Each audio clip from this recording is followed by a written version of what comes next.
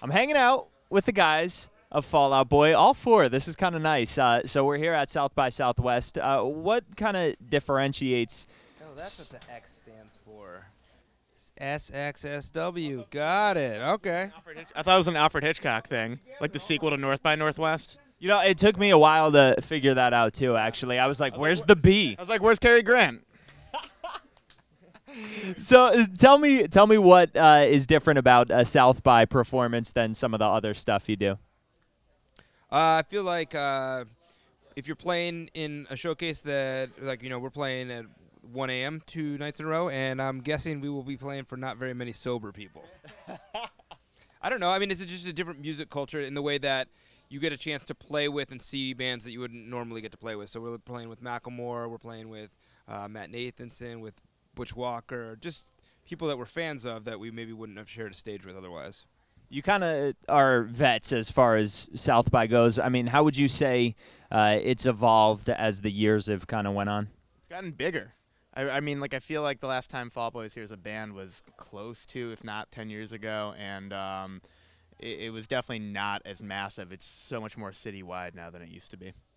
Do you come into this thing having the set already set up for yourselves, or do you have to kind of find out what the venue is and you tailor fit it to maybe how the ambiance is there? I think by nature, these shows you kind of have to be reactionary to the crowd, to the moment, because there's, I mean, how many artists are there playing this thing, like 2,200 or something, and it's everybody that's seeing you has seen how many other artists that day, so you kind of have to play to the room a little bit. Prior to us getting on camera, we were talking a little bit about Stevie Nicks and Dave Grohl. I mean, what are some of the most exciting moments you've experienced at South by? Other than being able to hear Stevie Nicks and Dave Grohl from the balcony at our hotel, which is pretty cool. What else is going on? I mean, there's a pantless woman outside of our lobby last night. I don't know. It seemed like it was a big event. I don't know. There's a drunk guy that like wanted to punch somebody, and I happened to just be like in his way, and he took like a slow swing at me. That was really easy just to go. You intervened. You saved someone's life. Nah, I just went like this, and he just kind of, the punches went. I was like, all right, good job, buddy. I said, good job, buddy. That's it. Yeah. But here's the best part is he's like, I was at this bar last night and I like knocked this dude out. He was mouthing off, like he doesn't remember it right at all.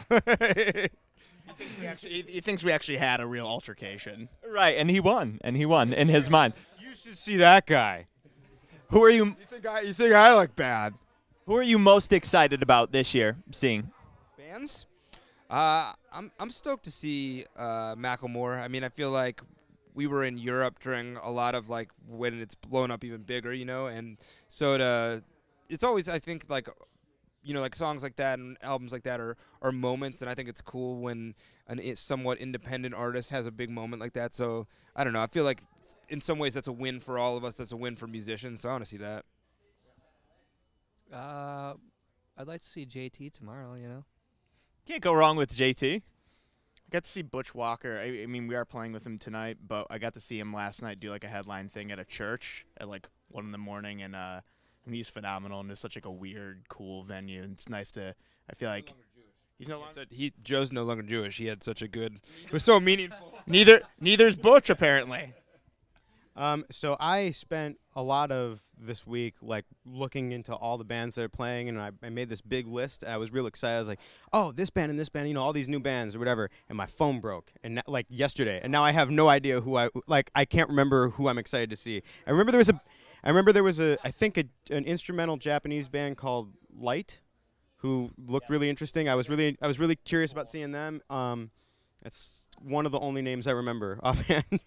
Now, briefly, let's talk about the reunion. I think I heard an audio clip of Patrick maybe saying that you didn't want to do your best rendition of the 2009 Fall Out Boy. What exactly does that mean, and were you looking for a full-blown reinvention of yourselves, or what? The problem with going away for a while and then coming back is it's really tempting to just fall back into your where you left off, And we didn't really want to operate that way. We wanted to have that excitement of, you know, what if this was our first record? What if this were where we started as a band? What if this were the thing that got us out of bed in the morning, you know? And that, I think, was more exciting to the four of us than just kind of, because, you know, I think every record you do, by the time you finish it, you should feel like that's your best record. No matter what it is, you should feel that way or you shouldn't put it out. And we really wanted to feel that, and we really wanted to put that into it. And I think the only way to do that is to look ahead and to try something, you know, future, I guess. Something. So that's kind of what I mean, is that it's really dangerous and really easy to just go through the motions, you know? Thank you guys so much for hanging out with us.